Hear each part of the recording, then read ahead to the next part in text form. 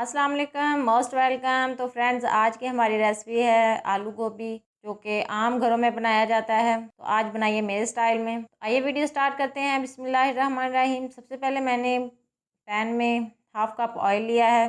उसमें मैंने एक अदद प्याज बारीक कटा हुआ डाल दिया है। साथ ही मैंने हाफ चम्मच अदरक, हाफ चम्मच लहसुन का डाल दिया है। हल्का ब्राउन होने देंगे।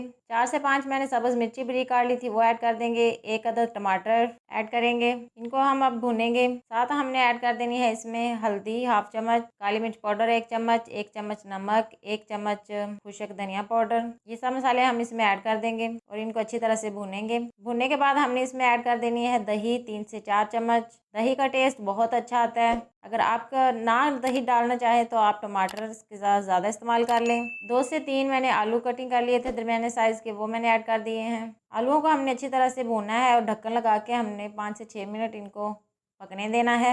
आलू हमारे भून चुके हैं। अब हम इसमें ऐड कर देंगे गोभी, जो कि हाफ़ केजी मैंने ली थी।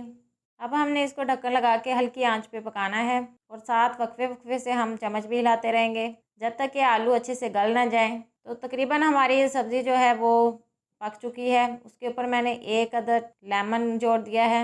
आप अगर ना डालना चाहे तो ना डालें। इसको हल करने के बाद हम इसको उतार लेंगे, प्लेट में निकाल लेंगे और हम ऊपर बारीक कटा हुआ धनिया गार्निश कर देंगे। तो अगर आपको रेसिपी अच्छी लगे तो वीडियो को लाइक करें और ज़्यादा से ज़्यादा शेयर करें। मिलते हैं नेक्स्ट वीडियो में एक नई रेसिपी के साथ। तब तक के लिए इजाज़त दीजिए। अल्लाह हाफिज़।